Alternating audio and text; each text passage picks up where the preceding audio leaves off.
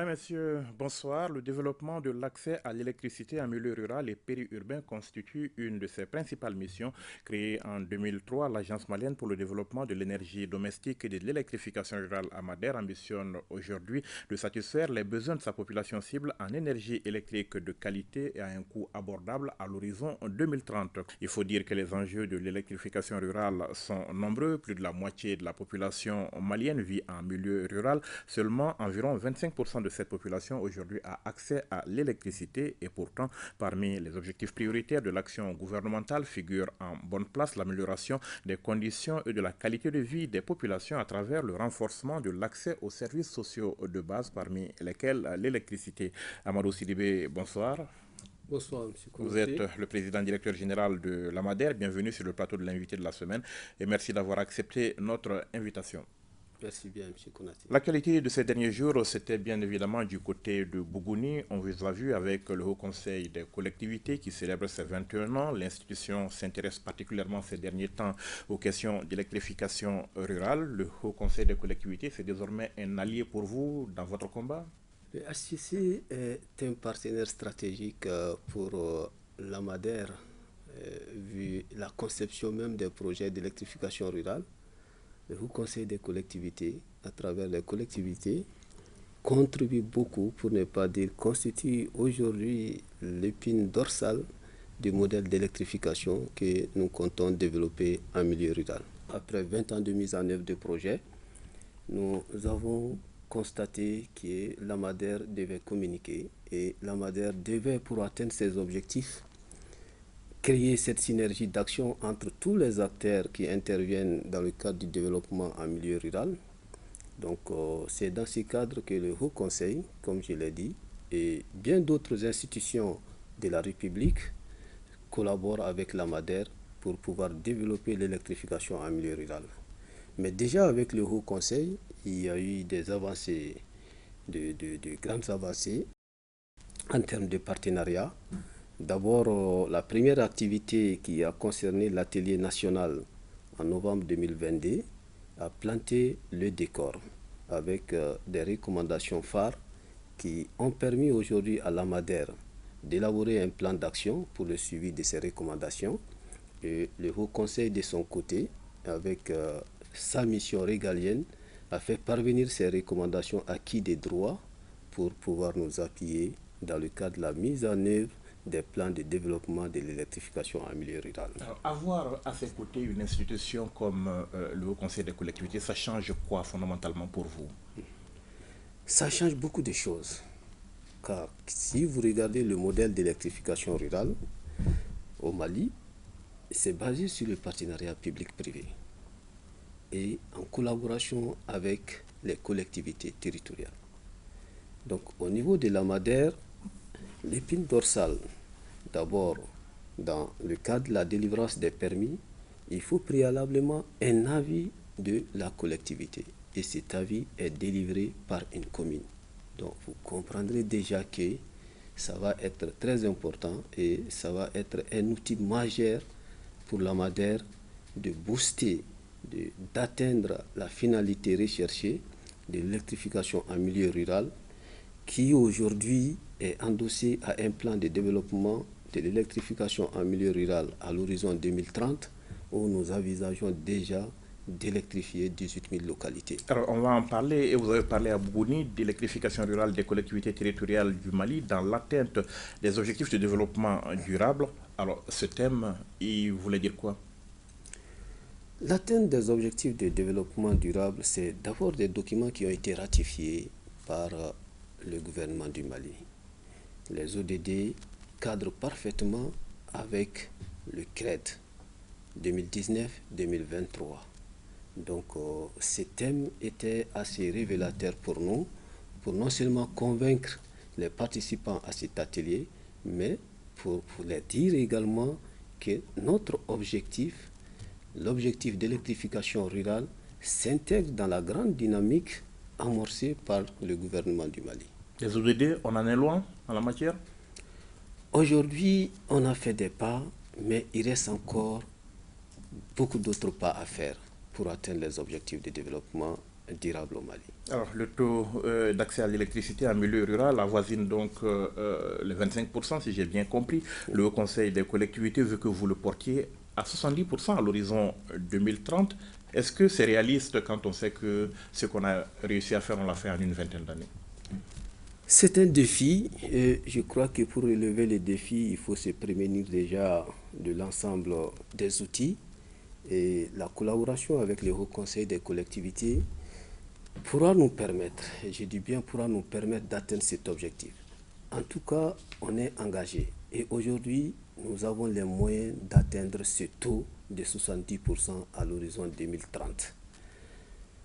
En quoi, qu'est-ce qui me dit qu'on pourra atteindre cet objectif en 2030? C'est déjà en 2021 cette étude diagnostique que nous avons eu à faire dans le cadre de la relance de nos activités. Et cette étude diagnostique a dégagé un certain nombre d'éléments aujourd'hui que nous croyons pouvoir atteindre pour déjà commencer la mise en œuvre de notre plan de développement de l'électrification rurale.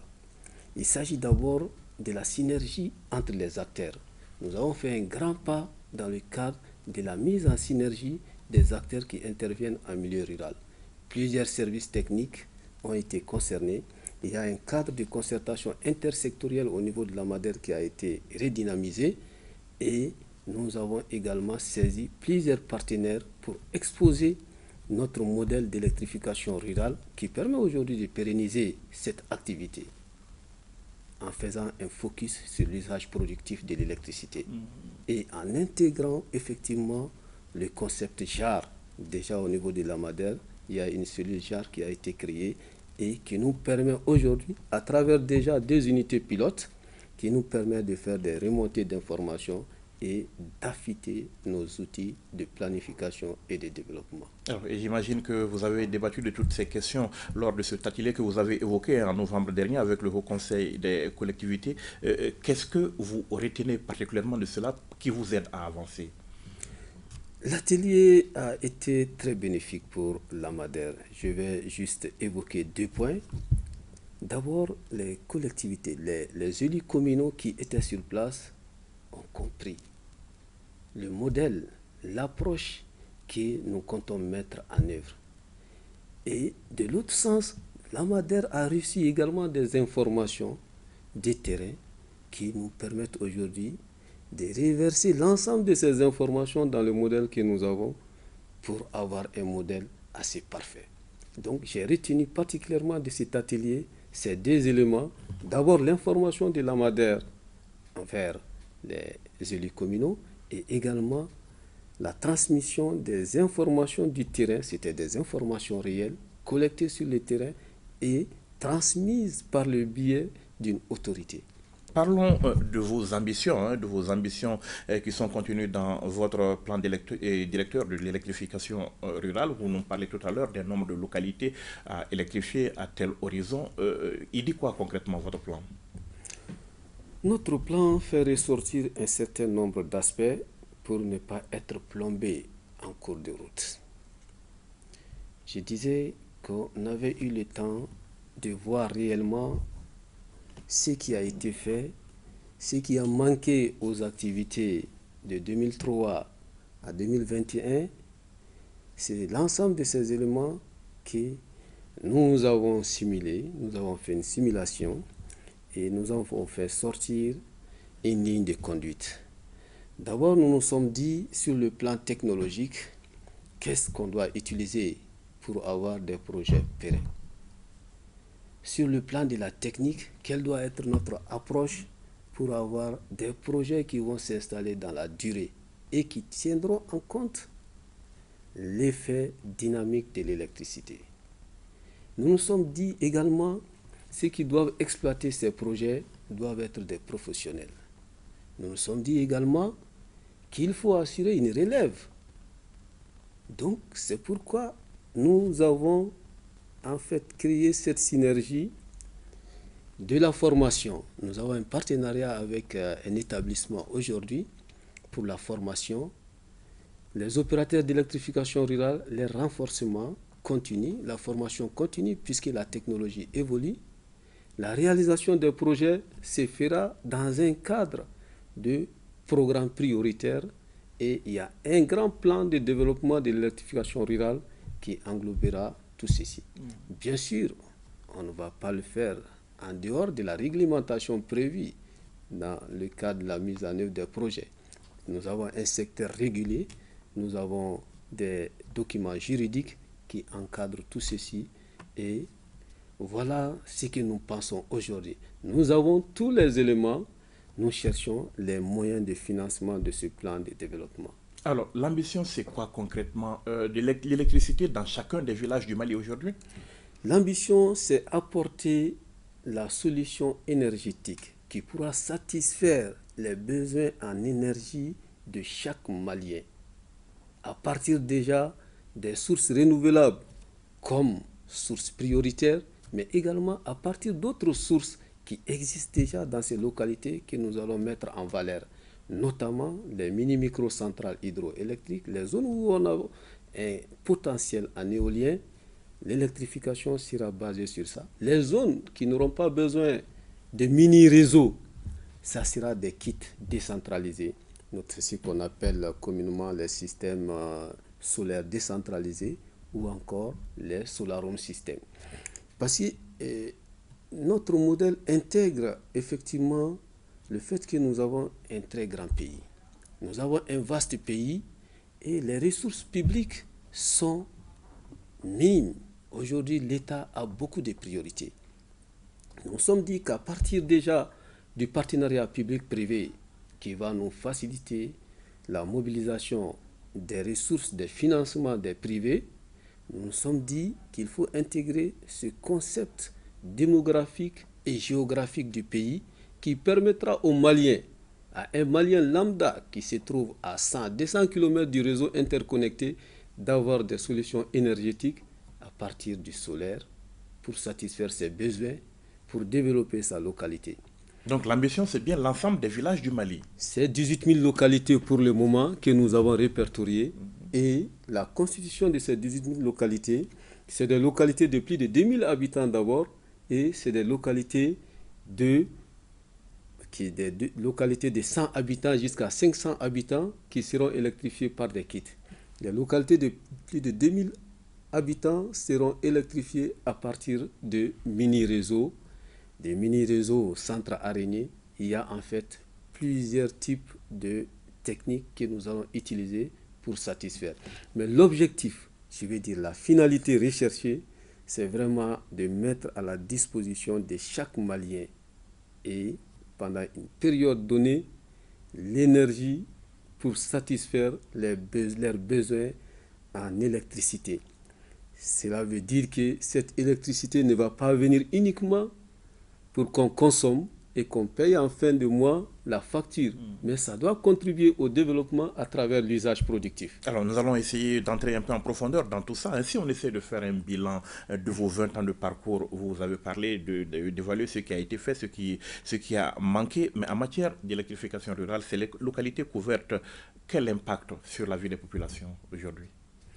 Bon, l'impact venant du PDG de la Madère, peut-être je vais être un peu sobre. C'est vrai qu'au début, les projets basés sur le modèle thermique n'ont pas marché, il faut le dire.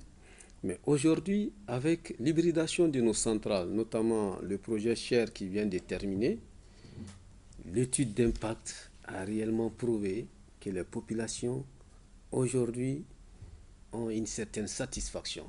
C'est vrai que les efforts vont continuer. Et Dieu merci, aujourd'hui, le département nous appuie énormément dans les difficultés que nous avons évoquées. Par exemple, les localités qui payaient de la glace à plus de 500 francs ont de la glace et à revendre dans d'autres localités. Sur le plan santé, c'est des localités qui peuvent aujourd'hui faire beaucoup d'interventions côté médecine. Sur le plan de l'éducation, n'en parlons pas. Et sur le plan social, sur le plan sécuritaire, nous avons des informations nous prouvant effectivement que ça a contribué à sécuriser ces localités. D'abord, la sécurité de façon globale, mais également, nous avons eu des informations nous prouvant que les taux souvent de morsures de reptiles et de scorpions ont baissé voire disparu dans certaines localités parce qu'il y a eu l'électricité. Donc je crois qu'en termes d'impact, ce qu'on peut dire aujourd'hui, sont ces aspects que nous pourrons évoquer, mais dans d'autres localités, évidemment, ça a permis effectivement de créer des activités génératrices de revenus, des emplois pour certains. Alors, vous avez parlé de ces premiers systèmes qui n'ont pas trop marché. Qu'est-ce qu'ils sont devenus? Est-ce que vous les avez supprimés ou vous les avez fait évoluer? Comment? Oui, ces premiers systèmes ont été hybridés. En fait, la centrale thermique était là, raccordée à un réseau de distribution. Ce qu'on a fait, c'est de reprendre ces projets, puisqu'il y a eu déjà des investissements.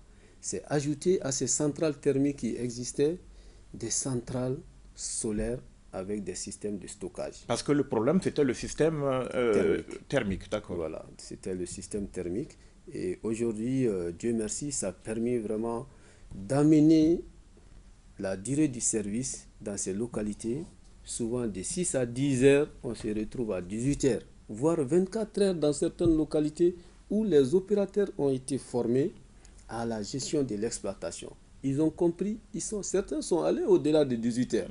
Ils sont aujourd'hui à 24 heures sur 24. Le bémol dans tout ça, c'est le prix de vente du kilowattheure. Donc le département est en train de travailler. Nous avons des prix assez élevés. Et au départ, pour ces centrales thermiques, ça frôlait les 300 francs. Aujourd'hui, on est à 150 francs, voire 140 francs. Et nous allons travailler à diminuer ces prix à travers le choix technologique que nous sommes en train de faire dans les nouveaux projets. C'est vous qui fixez les prix ou bien c'est en fonction des opérateurs? Aujourd'hui, c'est l'AMADER qui est le régulateur en milieu rural, mais dans les textes à venir, c'est la commission de régulation du secteur de l'électricité et de l'eau qui va réguler. Et ça, c'est déjà une avancée parce que ça va nous permettre effectivement de faire une harmonisation des prix, voire une péréquation des prix entre le milieu rural et le milieu urbain. Et ça a été quand même une grande entrave à la pérennisation de ces projets d'électrification en milieu rural. Il y en a qui ont de l'électricité, mais pour payer les factures, c'est un problème. Donc, ce sont ces éléments que nous sommes en train de mettre ensemble pour avoir vraiment des projets, je dirais, des projets qui vont nous permettre effectivement d'électrifier non seulement les localités, mais de favoriser le développement économique de ces localités. Alors, des centrales hybrides aujourd'hui pour une soixantaine de localités, si j'ai bien compris, au-delà de ces centrales hybrides qui ne couvrent pas l'ensemble du pays, vous avez dit, vous avez d'autres systèmes. Parlez-nous de ces projets intégrés d'électrification hors réseau. Oui, le projet qui vient de terminer, c'est un projet qui a débuté en 2014. C'est un projet qui nous permet aujourd'hui d'électrifier 46 localités à partir de 45 centrales, hybrides bien sûr, mais l'AMADER a d'autres projets. Nous avons dans nos pipes plus de 200 localités qui sont concernées par des projets. Et nous avons des privés, des opérateurs privés, des investisseurs privés qui sont aujourd'hui en train de réaliser des projets. Et il y a à peu près une centaine de localités qui sont concernées par ces projets, dont certains sont déjà en cours d'exploitation avec ces opérateurs privés qui ont apporté 100% leur financement et leur modèle financier a été analysé par l'AMADER qui a fixé un prix de vente du kilowattheure. Donc il y a également ces projets qui sont en cours. Nous avons environ 300 localités qui ont déjà bénéficié de centrales hybrides et qui sont en exploitation au Mali aujourd'hui. Et les projets programmés, nous avons à peu près plus de 200 autres localités qui sont programmées pour être électrifiées au moins des centrales hybrides. Et nous avons aussi, dans le cadre de notre plan de développement de l'électrification rurale, des projets qui seront réalisés à travers les mini-centrales hydroélectriques, couplées peut-être à du solaire, et d'autres moyens pour pouvoir la biomasse, j'ai oublié déjà, pour réduire les coûts de vente des kilowattheures. Mais quelle est la nature de votre partenariat avec les opérateurs dont vous parlez? Les opérateurs, il y a des types d'opérateurs. Il y a des opérateurs qui contribuent au financement du projet. L'État aujourd'hui a fourni un grand effort dans le cadre de la subvention à l'investissement des projets, où l'État subventionne entre 80 voire 95% certains de nos projets et les opérateurs apportent entre 20 et 5%. Et il y a une convention, il y a une autorisation d'exploitation que l'AMADER délivre à l'opérateur pendant 15 ans. Ils sont minoritaires dans le financement, mais c'est eux qui exploitent. C'est eux qui exploitent. C'est eux qui exploitent. Pourquoi ce choix? C'est le modèle. L'électricité, vous savez, c'est un secteur assez capitalistique. Donc, pour favoriser le développement des projets d'électrification rurale, l'État a souhaité contribuer à hauteur de 80-95%. Les opérateurs l'exploitent. Juste, ils l'exploitent pendant 15 ans. Pendant 15 ans, et il y a un cahier de charges que l'AMADER délivre aux opérateurs qui leur permet de respecter non seulement la réglementation en vigueur, mais également de faire des extensions au niveau de ces installations électriques réalisées et qui permet de prendre en compte l'aspect dynamique de l'électricité pour permettre aux populations pendant ces 15 ans qui vont demander encore plus d'énergie et encore plus de clients pour pouvoir satisfaire leurs besoins. Alors avec quel rôle de l'AMADER dans ça? Un contrôle suivi jusqu'à quel niveau? L'AMADER est le maître d'ouvrage délégué, donc il y a un contrôle. Je parlais tantôt d'un cahier des charges.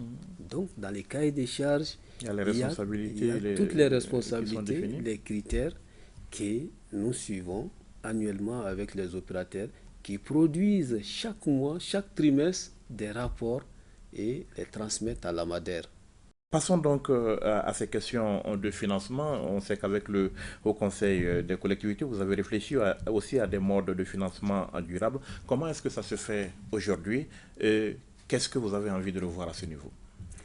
Aujourd'hui, nous avons plusieurs types de financement que nous mettons sur la table. D'abord, les bailleurs, les partenaires traditionnels, la Banque mondiale, la BAD, la BEAD, la BID, la DFT, j'en oublie volontiers. Et ils sont là pour nous accompagner. Il y a beaucoup de financements déjà à ce niveau. Je disais qu'on avait plus de 200 localités qui sont programmées pour être électrifiées. Et c'est à des stades avancés. Mais en dehors de ça, il y a le privé aussi.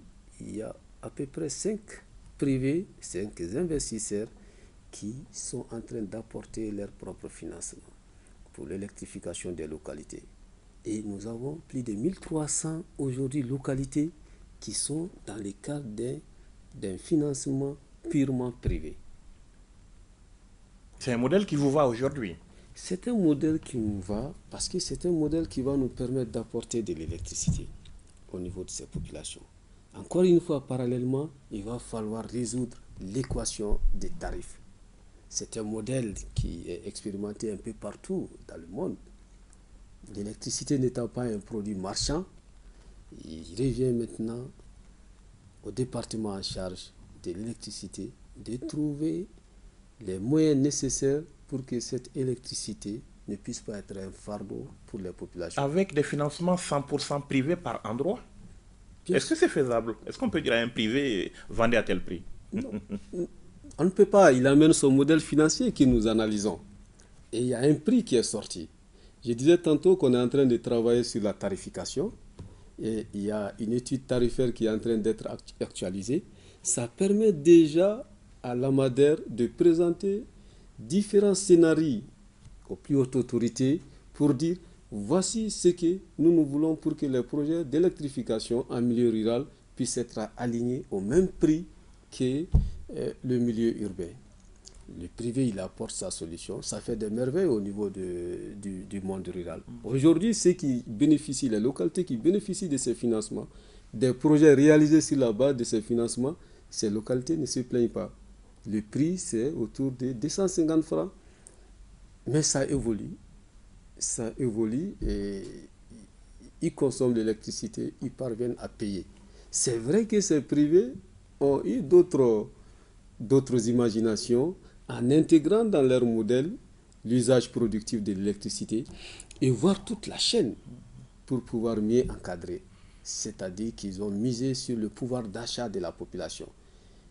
Relever le pouvoir d'achat de la population pour que l'électricité ne soit pas un fardeau. C'est le même modèle que nous avons, peut-être qui sera exécuté autrement. Alors, les perspectives, vous l'avez dit, d'ici 2030, vous atteindrez les 70% ou plus?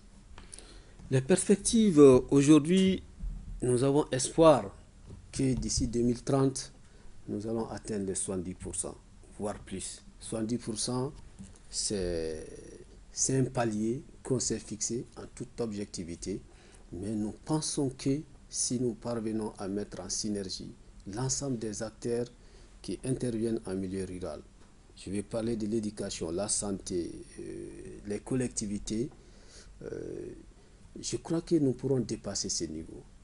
Aujourd'hui, nous avons constaté que tous ces départements contribuent à l'électrification du milieu rural. La santé contribue beaucoup à électrifier le milieu rural. L'éducation, la même chose. Il s'agit de mettre toutes ces ressources ensemble pour pouvoir atteindre cette finalité. Parlons un peu d'énergie domestique, monsieur le PDG. Dans notre pays, il faut désormais acheter le gaz butane au prix du marché. Vous avez apparemment cherché une alternative à la subvention. Vous ne l'avez pas trouvée? Pas d'alternative à la subvention du gaz butane. Nous avons juste compris qu'il fallait laisser la concurrence entre les opérateurs privés et enlever la subvention, l'utiliser pour autre chose, notamment la vulgarisation des équipements économes d'énergie, les fourneaux, les réchauds à gaz, mettre à la disposition de la population ces équipements, les combustibles de substitution, utiliser par exemple les résidus agricoles comme combustible de substitution en lieu et place du bois. Nous avons compris que la subvention pouvait servir à ça. Et de l'autre côté, parallèlement, l'alternative, c'est d'ouvrir le marché du gaz et laisser la concurrence faire son effet. Et en termes d'équipements économes, qu'est-ce que vous réussissez à faire aujourd'hui et qu'est-ce que vous réussissez à mettre à la disposition de la population comme alternative au gaz butane? L'AMADER appuie beaucoup d'opérateurs privés qui contribuent à vulgariser les équipements économes d'énergie. Nous avons des partenariats stratégiques avec plusieurs opérateurs privés dans le cadre non seulement de l'information, la sensibilisation des équipements économes d'énergie, mais également les appuyer pour labelliser ces équipements économes d'énergie. Et chaque activité de l'AMADER, chaque activité d'électrification, vous verrez que cette activité est couplée à la vulgarisation des équipements en milieu rural. Nous pensons que si nous parvenons vraiment à combler ces vides au milieu rural, nous allons gagner une grande partie dans le cadre du développement, je vais dire de la maîtrise de la consommation de l'énergie domestique. Alors, vous avez fait de gros efforts, on le sait, hein, pour promouvoir le gaz butane qui a commencé à entrer dans le mètre. Est-ce que vous ne craignez pas qu'avec les prix pratiqués actuellement, que la population se détourne un peu de cette solution-là quand même? Non, nous avons espoir, au contraire, que ces prix vont baisser. Ces prix vont baisser. Il s'agit de sensibiliser le monde privé qui va venir investir dans le gaz. Ce n'est pas une roue que nous allons inventer, c'est juste des pratiques de certains pays qui sont dans les mêmes situations que nous et qui sont même venus souvent faire le benchmarking chez nous et aujourd'hui qui sont allés grâce à la suspension ou voire la suppression de la subvention. Donc c'est ce modèle que nous avons adapté au contexte malien. Et nous pensons que dans les années à venir, et peut-être très prochainement, ces prix de vente de kilos de gaz va drastiquement baisser et grâce à la sensibilisation, grâce à la mise à disposition des équipements économes d'énergie, les populations prendront cette habitude d'utiliser le gaz en lieu et place des produits ligneux. Mais est-ce que vous avez cherché à savoir si la consommation de charbon de bois, par exemple, est repartie à la hausse depuis la mesure? Il y a une étude en cours. Il y a une étude d'impact en cours que nous avons lancée, je crois, il y a 3 mois de cela.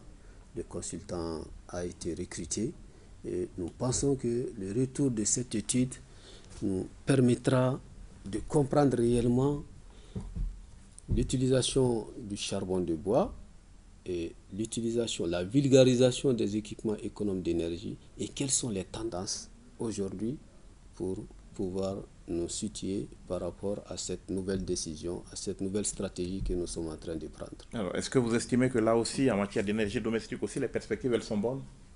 En matière d'énergie domestique, je dirais que les perspectives sont bonnes, du fait que les chiffres déjà parlent d'eux-mêmes.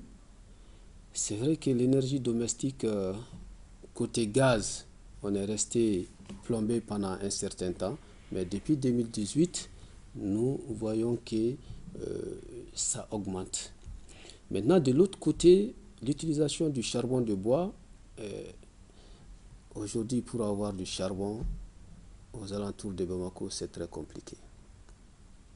Donc, nous avons aussi créé cette alternative pour les combustibles de substitution.